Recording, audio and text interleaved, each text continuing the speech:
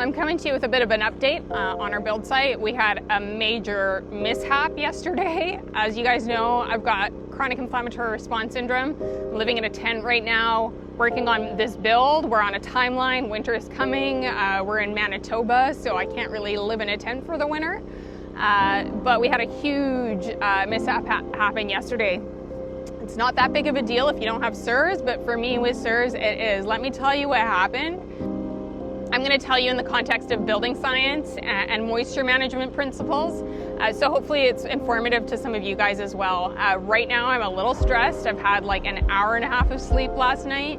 The reason is I ended up in some exposure yesterday because of some of the panic with what happened, the mishap, and now I'm very sleep deprived. I've been a little emotional today, so I'm trying to hold it together here. I just, you know, in all the turmoil, I thought I'm gonna sit down and just record this and tell you guys what happened here, and hopefully it'll be informative to some of you if you're trying to do your own build as well. So I'll start with a little bit of background on what we have done so far. I've been getting footage. I have like this image in my mind of just getting footage of each stage and then putting together a beautiful, like, hey, look at how cool we are. We're doing all the steps and it's perfect and everything. That was gonna be my video at the end of this build. But as it turns out, we had a huge mishap that I thought, you know what, I'm just gonna sit down and share about it. At least it won't have been in vain then. So let me tell you again what we've done so far. So far we have started with a really solid foundation, and what we've done is we've created this ICF foundation here. And you can't see that along the sides of the building and along the front of the building there are beams that go way down into the ground below frost level, so that the structure will be able to deal with frost heave without cracking the foundation. So that's what we've done so far in terms of the foundation. So underneath all of this like styrofoam and this tubing and stuff that you see, way at the bottom of all that, we have compacted earth with all the organic matter removed. And then above that, we have a capillary break that's washed gravel.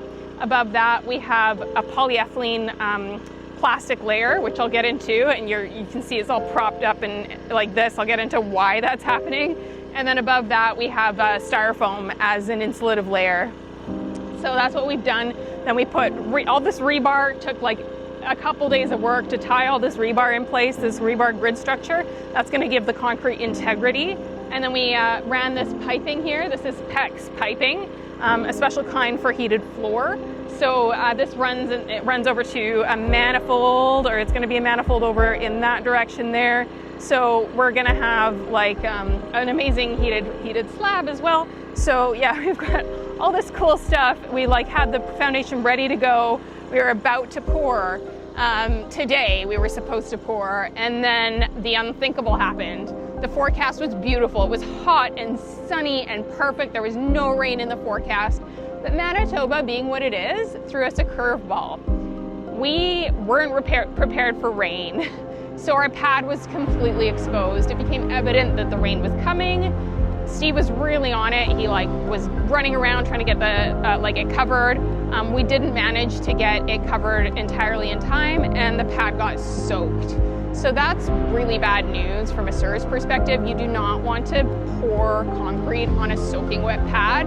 So last night we were there until like midnight with shop vacs, trying to just get rid of the bulk water. We cut out little sort of corners, here you can see one there, corners of the styrofoam, and we're trying to kind of just vacuum out the bulk water. We made quite a lot of progress with that yesterday.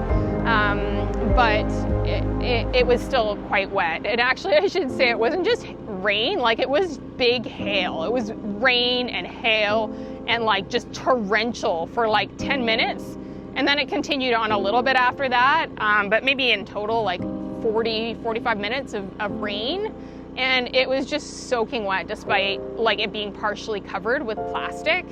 So that's kind of disastrous in terms of my CIRS.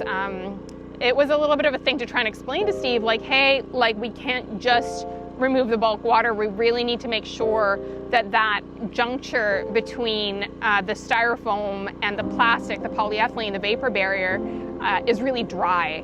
And the reason is that you can get microbial growth happening. If you've got a bunch of water in there, you can get microbial growth happening really quickly. And it's not only mold.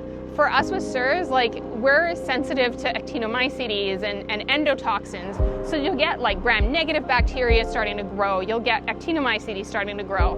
And those bacterial metabolites will make their way into the living space at some point. So it's so important, like doing build in this way. This is, the building science moisture management way. It's so important that we do all of the layers right, and that we really make sure that the vapor barrier is super, has integrity throughout, which can be really challenging with 6 milliliter polyethylene, which is kind of the standard vapor barrier, but that's a whole other story. I'll get into vapor barriers and all of that in another video, but right now I just wanted to give you this update. We did all of the things in terms of the slope away, grade away from the building, and the compacted soil with organic matter removed, the capillary break-washed gravel, the polyethylene layer, the styrofoam, the correct R value of styrofoam, and then the rebar and the PEX piping for the heated floor. We had everything super good, ready to go, bone dry. In 10 minutes it was ruined. And now what we've ended up doing, like after a night of researching and stressing and being like super anxious, to be honest, because like, I don't know, Maslow's hierarchy of needs, like, you need a home. Like, I don't have a home. I'm kind of homeless right now. I'm living in a tent. And winter's coming, so I'm just kind of, I'm in this kind of flux state and feeling quite vulnerable. So yeah, it was definitely a stressful night. Also, when I was using the shop vac yesterday, it was desperately like midnight, dark, like spotlight on me. We've got this great light to see to be able to see better in the dark. So we had that light going, and we're off grid as well. So, generator running, which you hear right now in the background probably as well. Generator running to have the shop vac to clean up the water. The shop vac was dirty. I was just like so distraught. I wasn't really paying attention to the fact that the air was blowing in my face. And of course, the air in a shop vac is going to be pretty full of biotoxins, especially when it's, used for wet, and we were pulling out water, so it's definitely capable of taking in wet materials, which is great for our purpose, but less great for breathing in. So one of my predominant CIRS symptoms is insomnia, pretty bad. Started in my 30s, I'm in my mid-40s now. So that has really reduced since I've been avoiding mold and avoiding biotoxin exposure. Living in a tent is ideal. Which is a kind of an interesting thing because, there's all of these microbes all over the place in the forest and in the earth and everything. There's, endotoxin producing bacteria. There's actinomycetes, like the soil ones. And they're not problematic for me outdoors, and that the reason is, like, unless you've got a really concentrated source of endotoxins, like from a sewage system or from bad plumbing or something like that, that can set me over the edge outdoors. But generally speaking, nature is great, and the reason is you've got this dilution effect. There's so much fresh air to dilute those bacterial metabolites that they don't even become an issue. And there's a whole bunch of other stuff about the milieu being different within buildings and structures as well. And there's so many details that can affect the air quality in terms of bacterial metabolites indoors. But outdoors I'm really good. Indoors we just have all of these steps to help reduce the propensity or the amount of bacterial toxins, especially for people with CIRS, with these hyped up immune systems that we have that are overreactive to bacteria and mold metabolites. Things that can go wrong as well, like it's so important to keep the building pad dry, but the things that can go wrong, like with just one downpour and say this was just contractors doing it, they would have just shop vacked and done the pour today. And I get it, they don't understand the implications for somebody with CIRS, which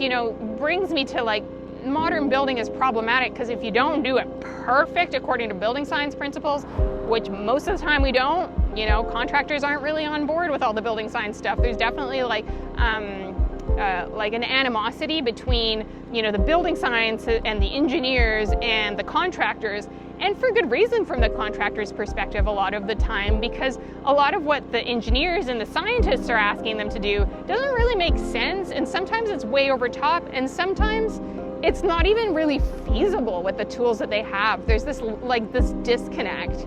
So that's a whole other thing as well. Like, we should have more integration within those two fields. Engineers and scientists should go on the field and do some building, and see like, hey, what am I actually asking of these people? And they should listen to the contractors as well and listen to their concerns, not in like a highbrow, like nose up, like I'm better than you sort of way, but in a really down to earth, like understanding and taking their wisdom kind of way as well. So there's so much there. So what we're doing right now, I don't know if you can hear the generator. We've also got this crazy huge machine thing happening over here that's putting a bunch of hot air, well, warm air, it's not too hot, under the pads. We lifted up sides of the pad because trying to take this whole pad apart is going to be a huge thing. We're on a timeline to get the pour done as well. More rain is coming, so we've got this whole system set up here. That's the machine that's blowing the air. So yeah, we went and rented that puppy this morning, and we're trying to dry out the pad now. So that's where we're at. I mean, the realities of, I'm just seeing a puddle on top of it here as well. I'm gonna go shop back that one up. But yeah, the realities of trying to build, also we're off grid, so it makes it harder. So we've got generators running. We don't have the solar system set up yet. We're gonna set that up soon.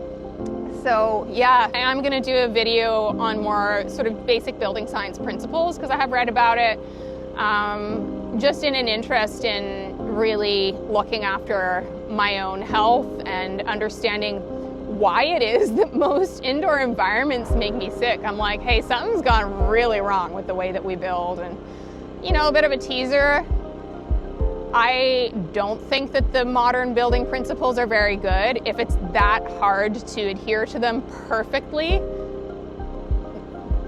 they're not practical. Like, we need better solutions, and that's where Steve and I really think that rammed earth is one of those solutions. And we're going to be talking more and more about that. That's our next build. That's the big dream, the big goal, and we're going to do that starting in the spring. It got postponed for various reasons, but yeah, right now we're doing this build. It's a cool project as well. It's really interesting, super interesting for me as well, because I've read like the building science stuff, but Steve has so much practical knowledge. Like, he's done so many builds, and the way he can just like, he like drives this bobcat hoe thing around and like is able to dig and move it and maneuver it no problem. And he's got so much ability and so much insight in terms of how to actually build, that I'm super grateful for.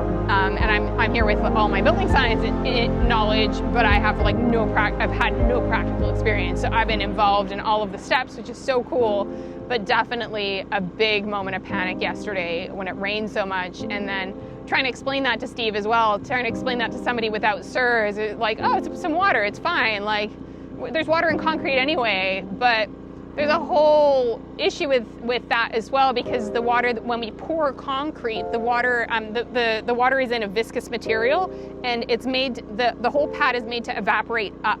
Whereas right now, that super liquid water that happened when it was raining, it all went down into the pad between the styrofoam and the vapor barrier.